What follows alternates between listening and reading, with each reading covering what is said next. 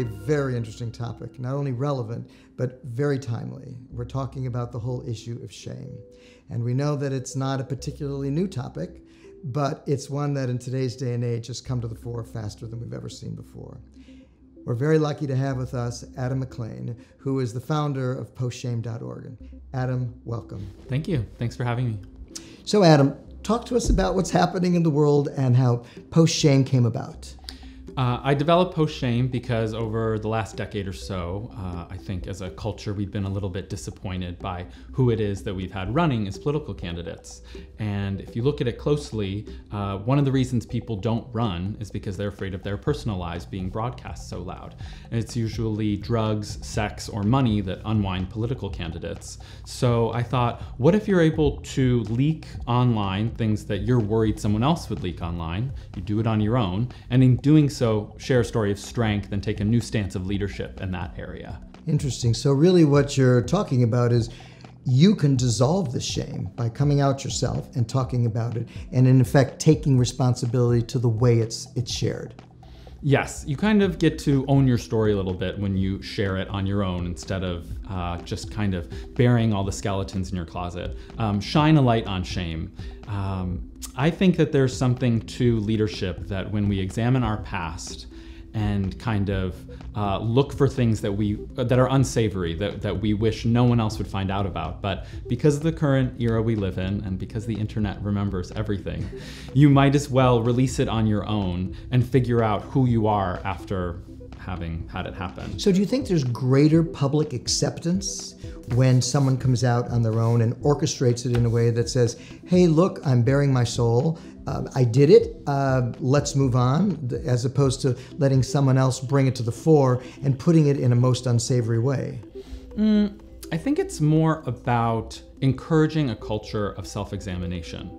You know, back in the 70s and 80s, everyone was obsessed with going to therapy. Everyone was obsessed with self-examination and telling all these stories about what it was like to, discover ourselves. And then in the 90s through the aughts, it really became a culture of self-promotion, where we only put forth this best version of ourselves. And now in Instagram culture, everyone is seen through a filter, and it's always your best life. And it's like, there's a lot of stuff happening in the background, and people love authenticity. And I don't think it's phony to look for ways to cultivate authenticity. And what better place to look than right underneath shame? Well, we know that authenticity is key to so many things. At the same time, we also know that in this new world of social media, that vulnerability plays a very important role, not just with individuals, but with brands. We've seen that huge brands, when they appear far more vulnerable to consumers, are much more embraced because they seem far more real. How does that play into this? Every time you see strength, it's because there was vulnerability.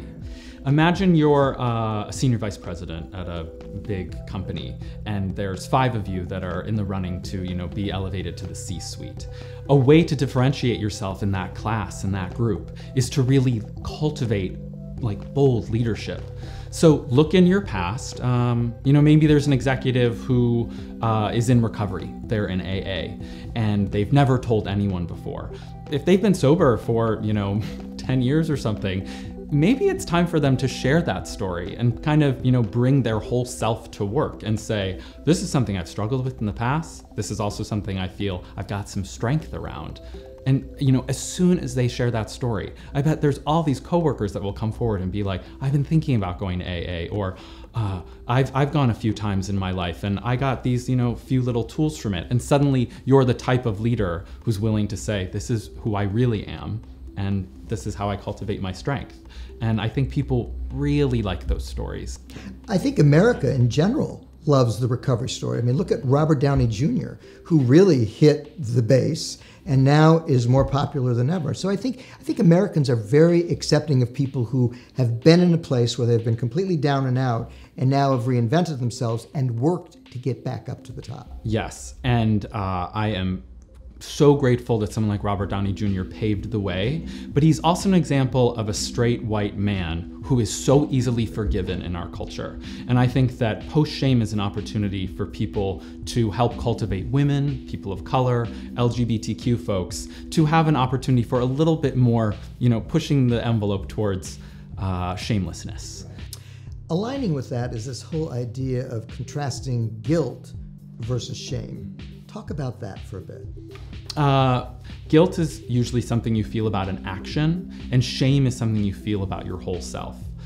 In my 20s, I was really bad with money. There's an essay on postshame.org about what it was like in my 20s to be really bad with money and attempt to declare bankruptcy unsuccessfully. You know, it was a total mess. Now, I feel guilty that I didn't honor all my financial obligations, but I've decided not to feel shame about my whole self, that I'm a person who's bad with money.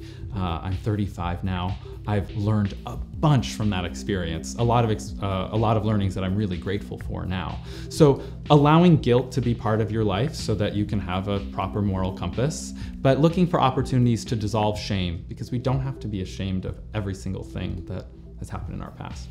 Adam, this has been most enlightening, and I know that our viewers are going to find it the same. So thank you so much for joining us, and thanks to all of you for tuning in today. GlassView, video advertising reimagined.